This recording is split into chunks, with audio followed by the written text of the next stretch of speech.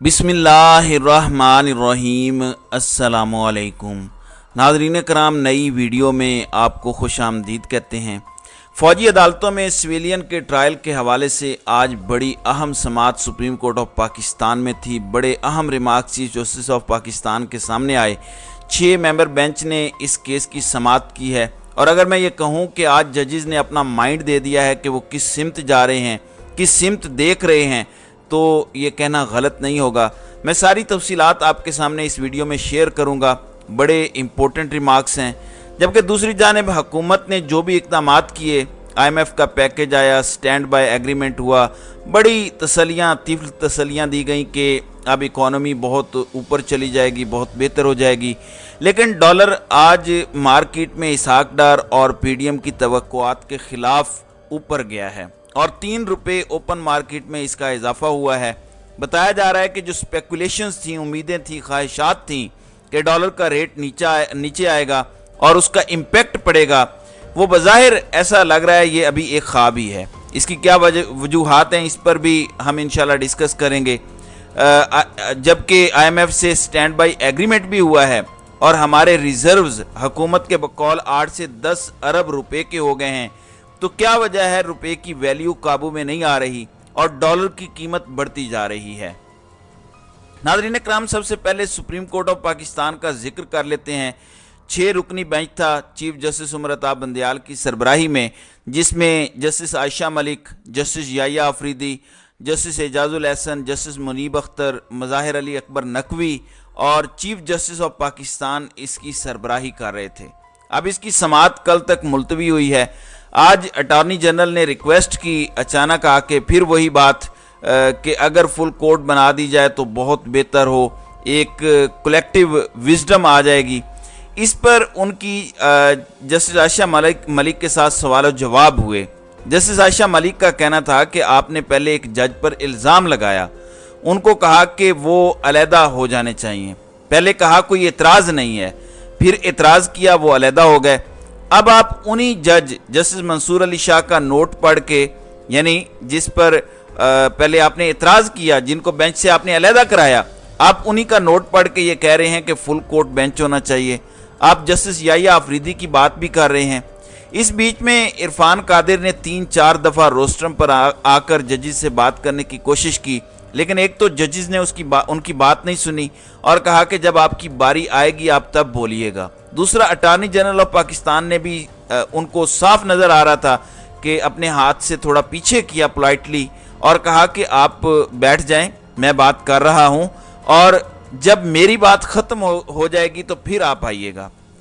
नाज़रीन करम, chief justice Umar Ata Bandial ने इसका तफसीलन जवाब दिया। उन्होंने कहा कि एक तो जजेस ने अपने आप को इस बेंच से अलहदा किया, जिनमें 2 सीनियर जजेस भी थे, एक काजी फायज ईसा और दूसरा सरदार तारिक मसूद, फिर इसके बाद जस्टिस मंसूर अली शाह। तो 3 तो वो जजेस हैं जिन्होंने खुद को अलहदा किया। तो उन्होंने कहा कि तमाम जजेस सुप्रीम कोर्ट के हमारे नज़दीक एक ही तरह की उनकी कदर है, एक ही तरह की इज्जत है। हम ये चाहते हैं कि उनकी सोच पर बिल्कुल उसी अंदाज में अमल दरामद हो। सूरत हाल एक्स्ट्रा ऑर्डनरी है, छुट्टियां हैं सुप्रीम कोर्ट में, लेकिन हम इस मुकदमे को सुन रहे हैं। तमाम जजेस से कहा है कि वो इस्लामाबाद में रहें, लेकिन इस वक्त ये फुल कोर्ट बनाना मुमकिन नहीं है। इसके बावजूद we will give it a thought, यानी इसके बावजूद चीफ जस्टिस ने कहा कि इसकी गुंजाइश तो नहीं है, मुमकिन नहीं है। जस्टिस अतर मिनल्ला बाहर हैं, दीगर जजेस बाहर हैं, मुमकिन नहीं है कि फुल कोर्ट बने, लेकिन इसके बावजूद हम इसको थॉट देंगे। आज उन्होंने कहा कि फौजी अदालतों का मामला बड़ा सख्त होता है। एक तो इसमें ट्रायल ओपन नहीं होता, दूसरा इसमें कोई अपील नहीं है और तीसरा इसमें एविडेंस का रिकॉर्ड भी नहीं होता। एक समरी ऑफ एविडेंस दी जाती है तो सिविलियंस के राइट्स किस तरह से प्रोटेक्ट होंगे, ये बड़ा सख्त मामला है। फौजियों या दीगर इदारे के मेंबरान के तो ट्रायल हो सकते हैं, लेकिन सिविलियंस का ट्रायल फौजी अदालतों में ये एक बड़ा मुश्किल काम है। तो उन्होंने इंदिया दिया है कि फौजी अदालतों ने अगर कोई एक्ट करना भी है तो वो आइन के एम्ब्रेलाज के अंडर ही करें, यानी इसके लिए आइन में या तो आप कोई तब्दीलियां करें या फिर सिविलियन कोर्ट्स के अंदर ही इनका ट्रायल जो है वो चलने दें। तो नाज़रीन इकराम, अभी तक बज़ाहिर जो गुफ्तगू थी चीफ जस्टिस ऑफ पाकिस्तान की اس سے تاثر یہ ملتا تھا کہ فوجی عدالتوں کی سویلینز کے لیے پاکستان کے آئین اور قانون میں کوئی گنجائش نہیں ہے۔ اچھا، عرفان قادر جو ہیں وہ بار بار بیچ میں آ رہے تھے اور وہ کہہ رہے تھے کہ چیف جسٹس عمر عطا بندیال اور دیگر 2 ججز کی ریکیوزل کی میں بات کروں گا۔ اس پر جسٹس اعجاز الاحسن نے کہا کہ ہمیں بڑی شدت سے آپ کی آرگیومنٹس کا انتظار ہے، لیکن یہ اس طرح ٹٹ بٹس میں نہیں ہوں گے کہ آپ حصوں میں پورشنز میں کریں، ایک ہی دفعہ آپ کے سارے دلائل سنیں گے۔ اس پر عرفان قادر نے کہا کہ میں نے ریکیوزل کا کہنا ہے تو پھر آپ نے یہ کہنا ہے کہ اب تو سماعت مکمل ہو چکی ہے، اب اس کی ضرورت نہیں ہے، اب یہ ٹائم نہیں ہے، اس لیے مجھے آپ ابھی سن لیں۔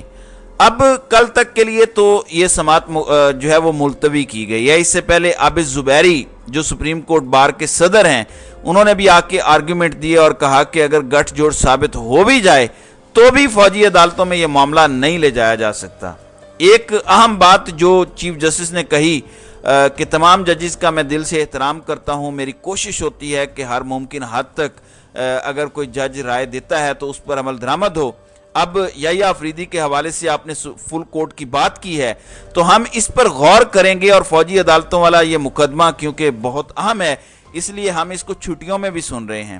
ساتھ انہوں نے ایک بات یہ بھی کہی کہ انہیں اس بات پر بڑی خوشی ہے کہ وہ لوگ جن کے فوجی عدالتوں میں مقدمات ریفر کیے گئے ہیں، جن کو فوج کے حوالے کیا گیا ہے، ان کی اپنے رشتہ داروں سے بات کرائی گئی ہے، وہ اپنے رشتہ داروں سے رابطے میں ہیں، تو ہمیں اس بات کی بڑی خوشی ہے۔